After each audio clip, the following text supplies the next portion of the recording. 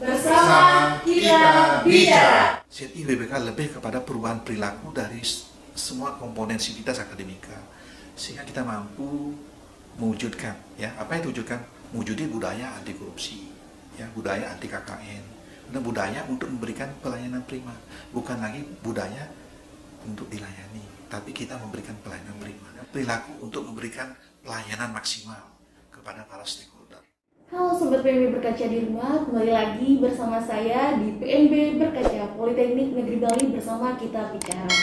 Nah, pada kesempatan kali ini kembali lagi sama saya, di mana kesempatan sebelumnya teman-teman di rumah sudah menyimak dan juga sudah menyaksikan oleh rekan-rekan saya itu ada dari Kak Laksmi, Kak Gumita, dan juga dari Kak Aris. Nah, pada kesempatan kali ini ada wajah baru nih dari saya sendiri. Maka dari itu izinkan saya untuk memperkenalkan diri terlebih dahulu, karena teman-teman di rumah pasti sering sekali mendengar ada pepatah mengatakan tidak kenal maka tidak sayang.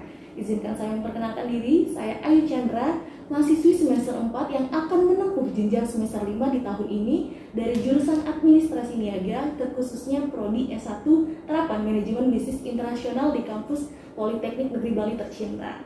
Nah, kesempatan sebelumnya teman-teman sudah menyaksikan dan juga sudah menyimak pembicara yang inspiratif dan tentunya sangat luar biasa, sehingga dapat mengedukasi teman-teman di rumah bukan hanya untuk hari ini, tapi untuk kedepannya lagi.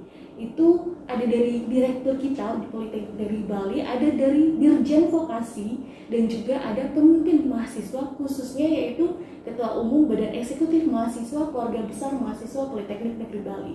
Nah, untuk momen kali ini tidak kalah serunya dan juga tidak kalah sangat luar biasanya pembicara kita. Tentunya pembicara kita kali ini sangat inspiratif. Tentunya teman-teman di rumah, khususnya mahasiswa di Politeknik Negeri Bali, seharusnya tidak asing lagi sama pembicara kita pada kali ini. Maka dari itu, kita langsung saja sambut Wakil Direktur 2 Politeknik Negeri Bali. Silakan. Halo Pak. Halo, selamat pagi. Iya, jadi kita masing-masing ya. Iya, bagus. Iya. Gimana Pak kabarnya sama Sehat-sehat. Oh, Semoga kita selalu sehat karena Iya. musim pandemi begini, kita harus menjaga kesehatan. Apalagi yang sudah umur begini seperti saya. Iya Pak, benar sekali. Nah, mungkin saya sering mendengar di pandemi ini kita harus berlomba-lomba nih Pak dalam meningkatkan dan juga menjaga imunitas tubuh kita. Mungkin teman-teman di rumah juga ingin tahu nih Pak, Bapak sebagai seorang ayah lah di rumah, gimana sih tips and trick nih menjaga imunitas tubuh untuk selalu fit? Tuh, bisa sharing dong? Iya, jadi saya sebenarnya pertama itu saya harus dapat tidur yang cukup. Iya. Jadi saya kadang-kadang jam tertentu sudah harus tidur dan pagi-pagi sudah bangun. Itu. Yang kedua, kalau saya datang dari luar, itu terutama nih kalau dari kantor gitu ya. Iya. Jadi prokesnya harus diterapkan. Jadi sepatu taruh di luar, kemudian barang-barang taruh di luar juga. Kebetulan di rumah tuh ada semacam kotak untuk ini, untuk menaruh barang-barang biar kemudian di apa namanya, disinar ultraviolet sehingga biar mati, besok baru bisa kita pakai lagi. Jadi taruh di sana lebih kurang 1 jam. Habis itu biasanya saya jarang sih, saya baru buka baju di luar, baru ke dalam. Biasanya kadang-kadang saya mandi dulu, tapi kadang-kadang sore baru saya mandi. Tapi kalau buka sepatu, buka baju saya lakukan di luar. Jadi saya harus menjaga itu dan makan. Jadi saya tuh serangannya sama istri saya juga kebetulan orang kesehatan, jadi dia mengerti. Jadi makanan di rumah tuh selalu yang ya bagus-bagus lah sekarang ini biar sehat. Nah, begitu. Mungkin itu saya rasa kita harus menjaga kesehatan, karena kalau tidak begitu di samping kita bisa membantu pemerintah mengurangi yang kena positif COVID, itu juga bagus untuk keluarga kita. Karena kalau satu yang sakit, nanti keluarga lain juga akan ikut jadi beban ya. Oke, nah itu teman-teman di rumah, ternyata persiapan untuk mempersiapkan protokol kesehatan itu secara maksimal sangat penting sekali tentunya. Mungkin dari teman-teman di rumah itulah tips and trick dari Bapak Wakil Direktur 2 kita, siapa tahu dapat mengedukasi teman-teman di rumah khususnya untuk menjaga ataupun meningkatkan imunitas tubuh teman-teman di rumah. Nah, daripada berlama-lama, dari tadi pasti teman-teman di rumah berpikir, kenapa sih Kak Ayu Chandra tidak memperkenalkan Bapak Wadir 2-nya? Maka dari itu, tanpa melama-lama, kita langsung saja untuk berkenalan. Perkenalan dari Bapak Wadir 2. Nama saya Ketut Sukayasa, saya Wadir 2, jadi Politeknik Negeri Bali. Jadi kalau pendidikan, saya dulu alumni Universitas Udayana ya. Mungkin udah lama, kalau ada mungkin belum lahir, saya tahun 1986 sudah selesai pendidikan di Universitas Udayana, Fakultas Ekonomi Jurusan Manajemen. Kemudian saya meneruskan ke Universitas Airlangga untuk mengambil jurusan akuntansi. Jadi saya dapat gelar akuntannya dari Universitas Airlangga Surabaya. Itu saya selesai tahun 1992. Saya mengambil S2, kebetulan dapat kesempatan ya. Saya ngambilnya di Australia, saya ngambilnya di Adelaide University, saya ngambilnya di bidang akuntansi juga. Saya selesai tahun 2006. Saya mulai 2004, selesai 2006. Mungkin itu pendidikan formal yang saya alami. Sampai juga saya mengikuti sertifikasi ya untuk profesi ya, mungkin di bidang perpajakan maupun di bidang akuntansi. Karena itu sangat menunjang saya sebagai dosen di jurusan akuntansi sebagai lembaga pendidikan vokasi. Mungkin itu yang bisa perlu saya jelaskan tentang istri saya punya istri satu tentunya dan anak 3. Sebenarnya sudah 2 menikah sekarang. Satu masih single. Ini sekarang promosi saya memang ada yang berminat. Boleh. Oke, itu teman-teman perkenalan dari Wadir 2 kita khususnya di kampus Politeknik Negeri Bali. Mungkin nih Pak, gimana sih teman-teman di rumah pasti ingin tahu juga motivasi Bapak sebagai seorang pemimpin. Apakah ada selama Bapak menjadi pemimpin khususnya di Wakil Direktur 2 Politeknik Negeri Bali ada kendala ataupun tantangan tersendiri? Namun di balik itu Bapak memiliki sebuah motivasi sehingga tantangan tersebut tidak Bapak putus asa karena ada motivasi yang mendorong Bapak. Iya, jadi tentu ya tantangan itu ada. Apalagi saya dulu awalnya kan dosen. Kemudian saya menduduki jabatan sebagai Wadir 2 di bidang keuangan. Jadi mungkin saya perlu banyak belajar karena di sini sudah masalah teknis. Kalau dulu kan masih teoritis, jadi pendekatannya teoritis. Sekarang sudah teknis, apalagi teknis ke pemerintahan. Jadi saya harus memahami masalah anggaran, bagaimana proses penyusunan anggaran, bagaimana pertanggungjawaban anggaran, kemudian masalah pengadaan barang, bagaimana mekanisme pengadaan barang, dan semua itu harus saya pelajari. Jadi saya rasa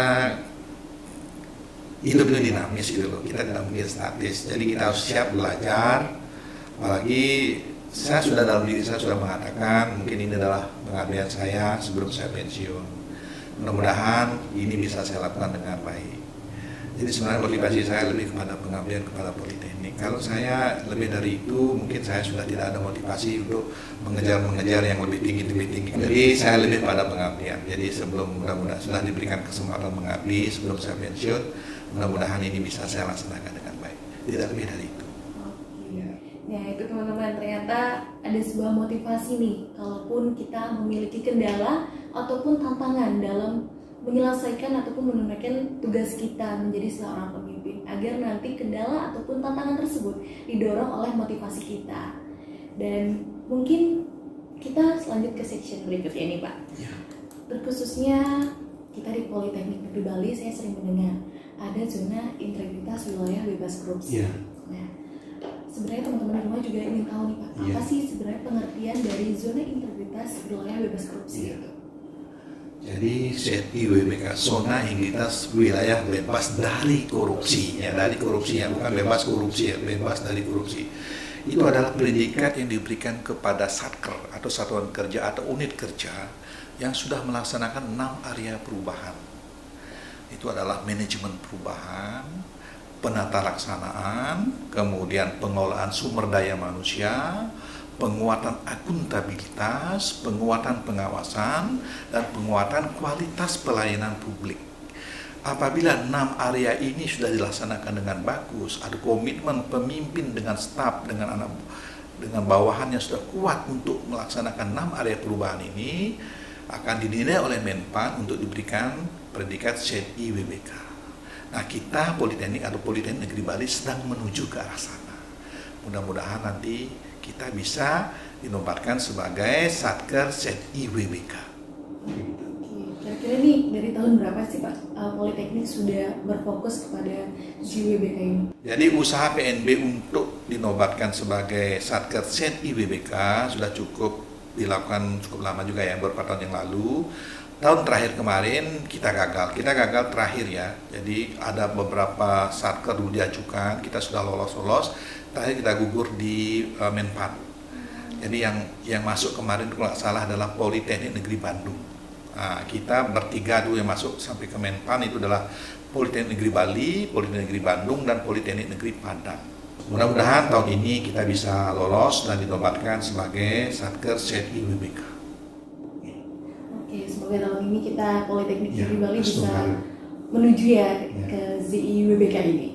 Oke Pak, mungkin dari beberapa penjelasan Bapak tadi ada 6 manajemen area yang harus kita terapkan tentunya kan ya Pak. Seberapa penting sih menurut Bapak kita di kampus Politeknik Negeri Bali ini menerapkan hal tersebut, dan juga apa sih tujuan kita untuk mengimplementasikan ataupun merealisasikan hal ini?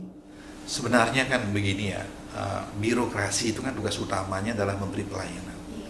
Ini harus dirubah paradigmanya. Dulu kan birokrasi itu tanda petik itu dilayani, kesannya begitu kan, birokrasi. Dan sekarang paradigma harus dirubah, birokrasi itu harus melayani. Jadi tujuan ZIWBK itu sebenarnya adalah satu, itu adalah memberi pelayanan prima kepada stakeholder, ya. Jadi memberi pelayanan prima. Jadi semua stakeholder itu harus diberikan pelayanan prima oleh satuan kerja yang dinobatkan sebagai ZIWBK. Sebenarnya bukan hanya dinobatkan sebagai ZIWBK, semua sebenarnya harus seperti itu. Tetapi dengan penetapan sebagai ZIWBK itu harus. Yang kedua, harus ditumbuhkan budaya anti korupsi dan anti KKN. Dan ini ZIWBK menuju ke sana. Jadi apabila ZIWBK ini bisa dicapai, maka diharapkan birokrasi itu jadi maksimal bisa memberikan pelayanan pada stakeholder, dan juga budaya anti korupsi dan KKN itu sudah tidak ada lagi. Jadi berdasarkan memang kemampuannya. Jadi kalau kita memberikan pelayanan memang tugas kita. Kalau memang mahasiswa itu diterima itu memang dia lulus, memang nilainya bagus untuk diterima, bukan karena tanda petik ada hal-hal tertentu. Nah itu yang diharapkan nanti. Dan kita sedang menuju ke arah sana. Mungkin ini proses semuanya, karena tidak semua bisa 100% terwujud dalam waktu yang segera. Ternyata penerapan ZIWBK ini sangat penting, dan juga banyak sekali tujuan dari penerapan ataupun realisasi ZIWBK ini. Kita pun contohnya nih, kita sebagai seorang mahasiswa juga kadang ingin memiliki sebuah predikat kumul. Namun dalam mencapai predikat tersebut, kita juga harus memiliki syarat ataupun upaya dan juga beberapa target tentunya. Seperti halnya kalau dikaitkan dengan mahasiswa, kita harus memiliki IPK yang tinggi ataupun SKKM yang memadai dan juga hal sebagainya. Mungkin dari ZIWBK ini untuk syarat ataupun upaya persiapannya apa yang bisa kita lakukan untuk meraih ZIWBK ini, Pak? Ya, begini. Satker yang bisa diusulkan menuju ZIWBK itu harus memenuhi beberapa syarat. Salah satunya itu adalah nilai LAKIP. LAKIP itu adalah laporan akuntabilitas kinerja instansi pemerintah. Itu LAKIP harus nilainya minimal B. Politeknik Negeri Bali tahun 2021 nilainya A, sehingga memenuhi syarat. Yang kedua, laporan harta kekayaan pejabat negara, namanya LHKPN, dan laporan harta kekayaan ASN, aparatur sipil negara, itu harus 100%. Jadi harus laporan. Dan Politeknik Negeri Bali 3 tahun terakhir berturut-turut sudah 100% bisa melaporkan, sehingga sudah memenuhi syarat. Kemudian mengelola sumber daya manusia yang besar, dan kita cukup banyak, dosen dan teknik cukup banyak, jadi lebih kurang hampir 800-an semuanya untuk ditotalkan, sehingga memenuhi syarat untuk diajukan sebagai menuju ZIWBK. Kemudian yang terakhir mungkin ini penting juga, itu adalah nilai dari LKI. LKI itu adalah laporan lembar kerja evaluasi. Lembar kerja evaluasi ini adalah dinilai oleh Kementerian Teknis, ya, Kementerian Teknis dan Menpan, salah di sini. Itu nilainya minimal 75 untuk unsur pengungkit dan hasil. Jadi ada 2. Apabila sudah mendapat 75 itu bisa dilanjutkan. Apabila tidak mencapai nilai 75 untuk nilai pengungkit dan hasil, maka tidak bisa dilanjutkan. Nah, kita sudah bisa melebihi dari 75, hampir 90%, 90 kita. Sehingga kita bisa dilanjutkan menuju penilaian terakhir ini. Ya, nanti mudah-mudahan predikat itu bisa kita raih. Oke. ternyata untuk syarat ataupun upaya dalam penerapan realisasi ZIUBK ini sangat banyak dan juga harus kita laksanakan hal tersebut.